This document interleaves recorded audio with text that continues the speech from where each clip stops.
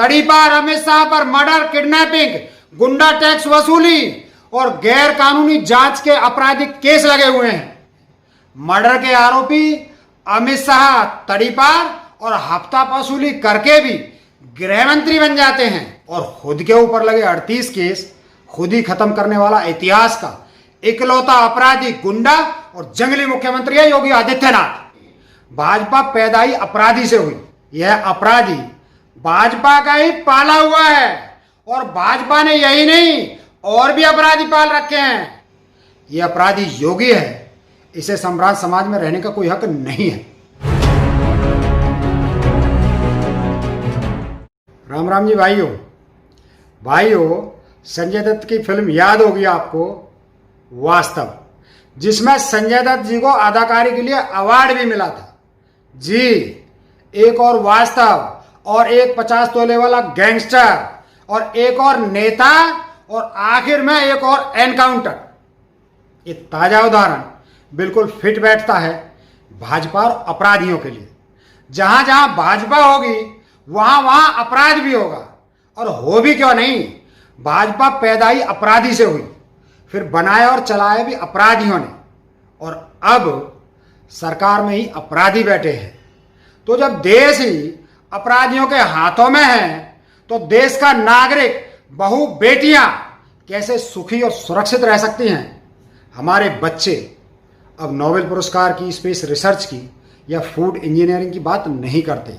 हमारे बच्चे लड़ाई की, मारकाट की, गोली तलवार की और जिंदा जला देने की बात करते हैं, क्योंकि केंद्र में बैठी भाजपा जहां जहां भी राज्य सरकार में है, हर तरफ अपराध और खून खराबे का माहौल है। कल उज्जैन में बाबा महाकाल के मंदिर परिसर में पकड़े गए विकास दुबे को एक और फिल्मी एनकाउंटर में मार दिया गया है। जैसे उसको खेल खेल में पकड़ा गया, उसी तरह मारा भी गया। जी हां, भाजपा के राज में जो लोग खुद को बड़ा सरकार समर्थक और मोदी योगी का भक्त समझ रहे हैं, वो नेता जो खुद को मोदी या योगी का आज्ञाकारी बनाकर स्वर्ग का देवता बने फिर रहे हैं, उन सब के लिए एक जिंदा सबक है मरा हुआ विकास दुबे। जब तक सरकार के सेवा करते रहोगे, तुम पुण्य आत्मा हो, तुम शरीफ हो, तुम सुरक्षित हो। जिस दिन सरकार के खिलाफ हुए, उसी दिन पापी, हत्यारे और एनकाउंटर के शिकार हो जाओगे। 24 घंटे के अंदर तुम हो से थे हो जाओगे, अगले दिन का सूरज नहीं देखोगे। आज आप विकास दुबे की मौत का मजाक नहीं, भारत में भाजपा सरकार द्वारा कानून का मजाक उड़ाते देख रहे हो। भाइयों, विकास दुबे की मौत मुद्दा नहीं है, मुद्दा है उसकी जिंदगी और उसका अंत होने का तरीका।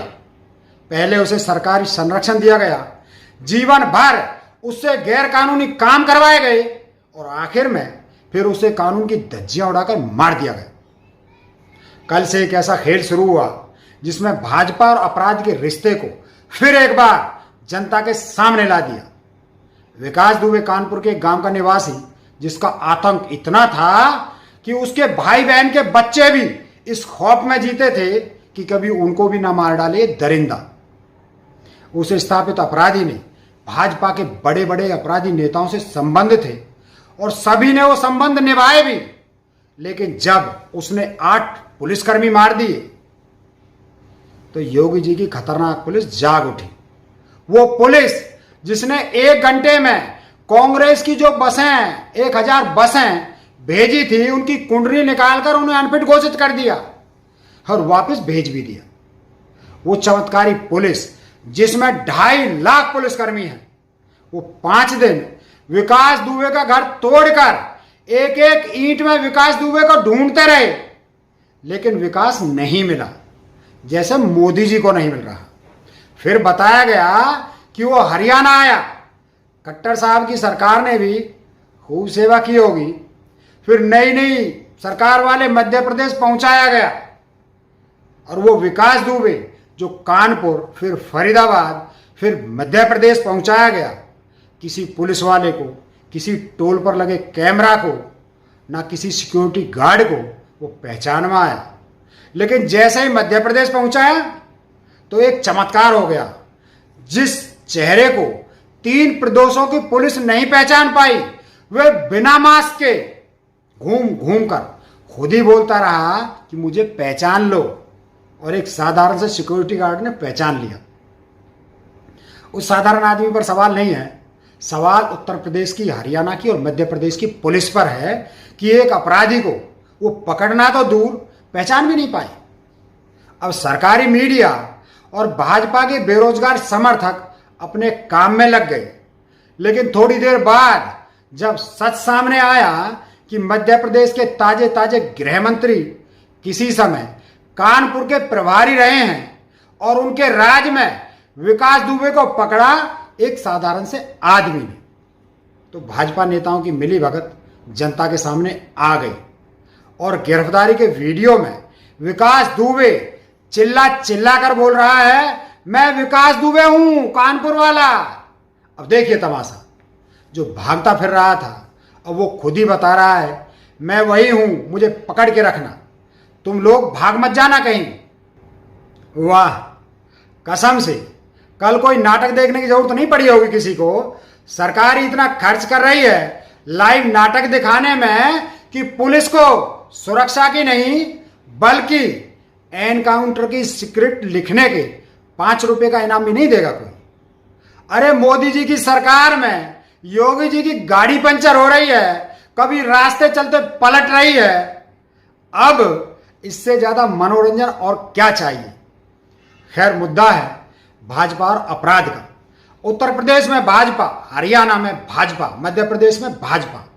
8 पुलिसकर्मी मारकर एक हत्यारा तीनों राज्य की सैर करते हुए आराम से गिरफ्तार हो गया। क्यों?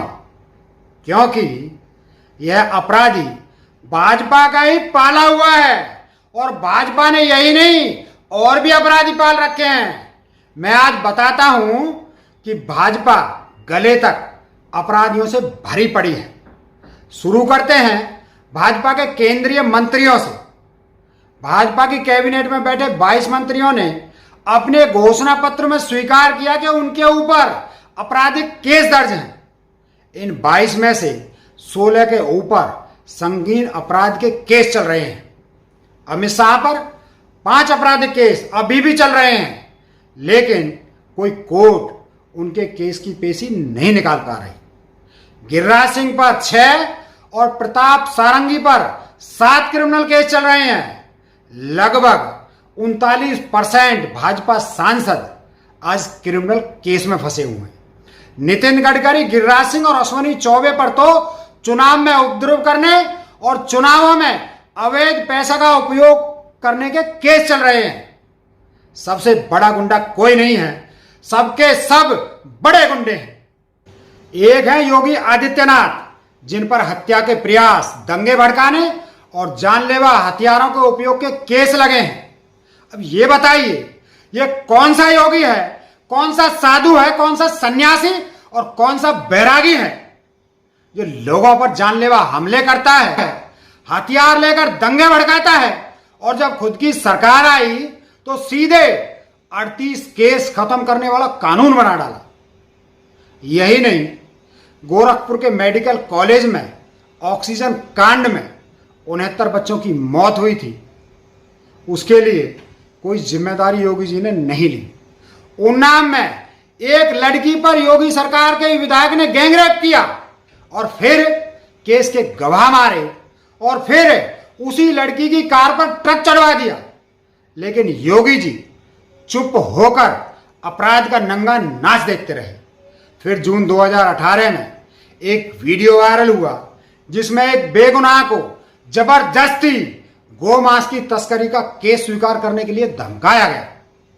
फिर उसी आदमी को पीट पीट कर मार डाला गया और अपराध मंत्री योगी जी चुप रहे। बेरहमी की हद तब हुई जब सुप्रीम कोर्ट ने लताड़ लगाई, तब जाकर जांच के आदेश दिए इस योगी सरकार ने। यह अपराधी योगी है, इसे सम्राट समाज में रहने का कोई हक नहीं है। फिर सितंबर 2018 में यूपी पुलिस के कांस्टेबल ने एक फल वाले को गोली मार दी क्योंकि वह ठेला नहीं रोक रहा था, और जब तक जनता ने विरोध नहीं किया उस पुलिस वाले पर कोई कार्रवाई नहीं की गई। और सबसे बड़ा पाप किया योगी की सरकार ने। कब? सोनभद्र में, जब 10 किसानों को गोली मार दी गई और योगी कांग्रेस के ऊपर इल्जाम लगाते रहे, लेकिन कार्रवाई नहीं की। मुजफ्फरनगर में हुए दंगों में, जिसमें 60 बेगुनाहों की जान गई, उन दंगों में 50,000 लोगों का घर बर्बाद हो गया। इन दंगों के लिए 100 लोगों पर लगे केस और खुद के ऊपर लगे 38 केस, खुद ही खत्म करने वाला इतिहास का इकलौता अपराधी, गुंडा और जंगली मुख्यमंत्री है योगी आदित्यनाथ। भाइयों, कहीं लिख लेना कि कितनी शरीफ सरकार चुनी है इस बार। तड़ीपार अमित शाह पर मर्डर, किडनैपिंग, गुंडा टैक्स वसूली और गैर कानूनी जांच के आपराधिक केस लगे हुए हैं। नीतीश कुमार पर दंगे भड़काने, जानलेवा हथियार चलाने, गैर कानूनी भीड़ जमा करने, हत्या के प्रयास के केस लगे हैं। फग्गर सिंह कुलस्ते पर दंगे भड़काने, जानलेवा हथियार चलाने, जानबूझकर चोट पहुंचाने के केस लगे हैं।